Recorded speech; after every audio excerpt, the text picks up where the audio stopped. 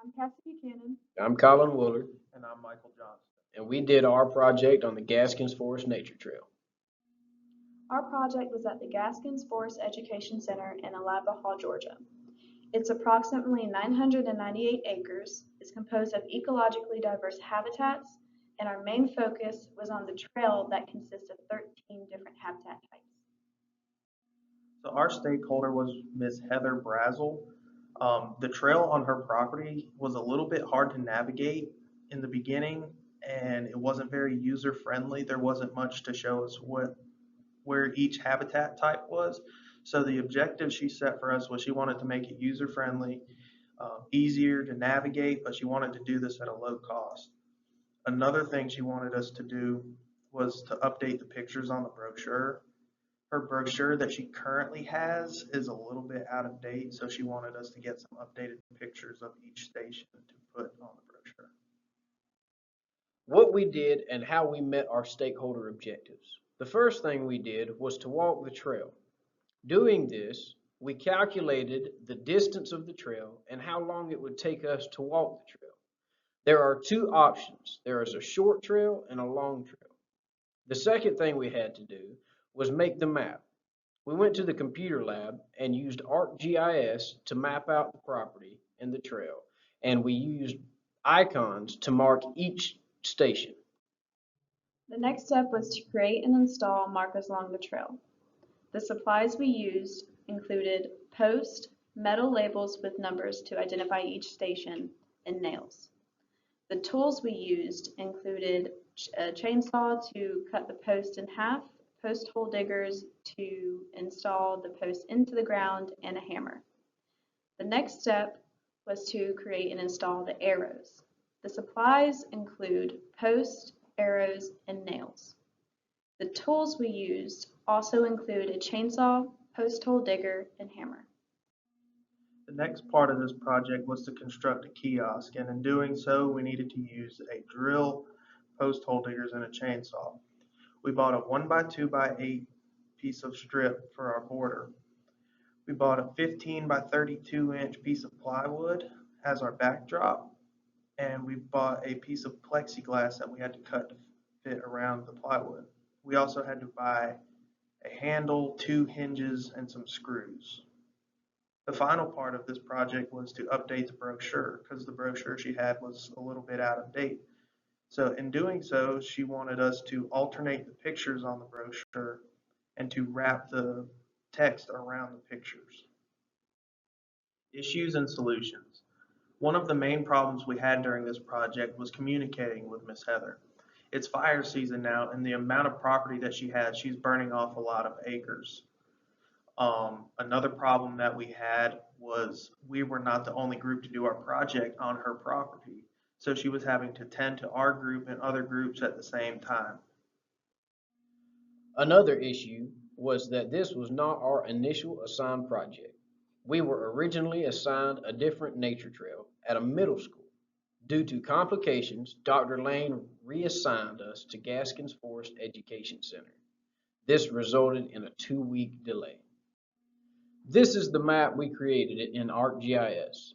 The information we gathered about the map from the initial walking of the trail was the time it took to complete the tour and the distance of both longer and shorter trails. The longer version of the trail took approximately 40 minutes to complete and was 1.6 miles long. The shorter trail reduces the length of the longer trail by about a half a mile and only takes roughly 30 minutes to complete. There are 13 different stations located along the trail, shown with a white icon on the map. The trail is represented by the dotted line, and the star represents the start of the trail. For the kiosk, we started out by cutting the posts in half and placing them in the correct level position. Then we constructed the actual kiosk itself separately before attaching it to the post with screws. We started by cutting the plywood and plexiglass to our preferred size. Then we cut the 1x2x8 strippings into 4 sections to make the border around the kiosk. We attached the handle and hinges in their appropriate locations. After that was completed, we screwed it into place on the post. Then we took our completed map and placed it into the kiosk. The reason we wanted the kiosk to open was so that we could allow Heather Brazel the opportunity to update and replace the map as needed. For the post, we cut it into 4-foot sections and nailed the metal labels to it. We decided to cut the tops of the post at an angle so the visitors would be able to see the numbers more clearly. Each post had a different number on the top of it to represent each of the 13 stations along the trail. When taking the shorter route, there are posts that point out the different sections that would normally be seen on the longer route that visitors are opting to skip. For the arrows, we took wooden stakes and nailed them to the posts that labeled each station. We faced the pointy end of the stake in the direction that the guests should go to get to the next station. In the future, it might be a good idea to replace these arrows with something a little more permanent and more visible. Our suggestion would be metal arrows instead of the current wooden arrows to alleviate the risk of fraud.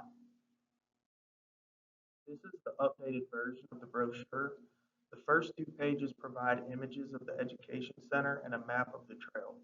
As you can see here, the pictures are now alternating on different sides of the page with the text formatted around them.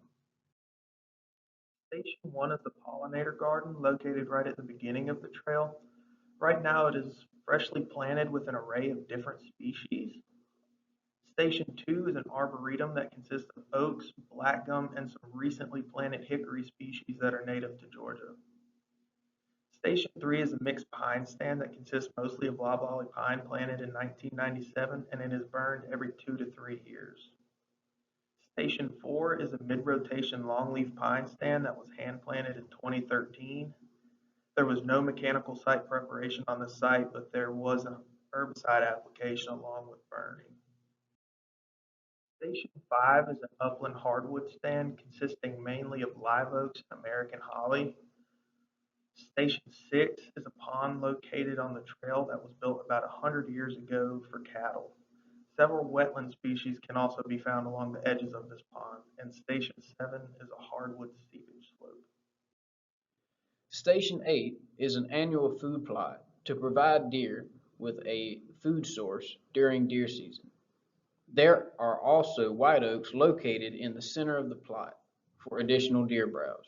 Station 9 is an intermittent stream that comes from a pond located on the property. Station 10 is a mature longleaf pine stand that was naturally regenerated after a clear cut around 1940. In 2012, the mature loblolly trees were logged, as well as many of the fire-sensitive oak species. Station 11 is a mid-rotation pine straw stand. The stand is sprayed annually with herbicides to keep understory vegetation from coming back into the pine straw that is raked from this stand. Station 12 includes 2 food plots next to a pond on the property. One is an annual plot planted in rye and wheat, and the other is a perennial food plot that is maintained to replace non-native pasture grasses with native warm season grasses. The final station on the nature trail is a maple arboretum that contains maples, hollies, viburnums, hawthorns, mulberries, and others. We believe our work at the Gaskins Forest Education Center for the Nature Trail provides visitors with an easy-to-follow educational and interactive experience. With our help, we hope each station will be easy to identify without having confusion about where their next destination is. Overall, we hope the visitors leave with more knowledge than they came with and have a better understanding of natural resource management. We would like to acknowledge Heather Brazel and Phoenix Best for allowing us to contribute to the community. We would like to acknowledge Jose for providing us with the tools we needed to make the project happen. We would like to acknowledge Dr. Lane for allowing us and finding us this project after complications. and Adam Stacy for peer reviewing.